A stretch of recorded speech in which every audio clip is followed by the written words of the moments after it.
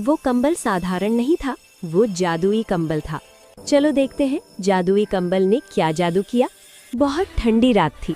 पूरा गांव सर्द हवा और कोहरे में कांप रहा था, लेकिन एक छोटा सा लड़का सितारा खुद की ठंड से ज्यादा दूसरों की परेशानी महसूस कर रहा था। सितारा खिड़की के पास खड़ा अपने पुराने कंबल में लिपटा हुआ बाहर देख रहा था।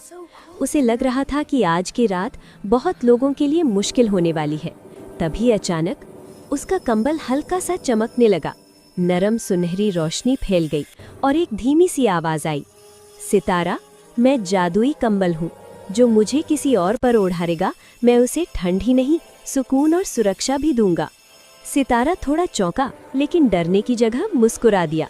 सबसे पहले उसे याद आई पड़ोस की बूढ़ी दादी, जो हर रात ठंड में कांपती थी। सितारा दबे पांव उनके घर गया और जादुई कंबल धीरे से दादी पर ओढ़ा दिया। जैसे ही कंबल पड़ा, दादी की कंपकंपी रुक गई। उनके चेहरे पर सुकून और मुस्कान आ गई। उस रात सितारा रुका नहीं। वो सड़क किनारे सो रहे बच्चे तक पहुंचा, उन्हें कंबल ओढ़ाया, खेत में पहरा दे रहे चौकीदार को कंबल ढका और ठंड में सिकुड़ी माँ बेटी को कंबल ओढ़ा दिया। जहाँ जहाँ कंबल गया, वहाँ ठंड दूर हो गई और दिलों में गर्माहट भर गई। धीरे धीरे रात खत्म होने लगी।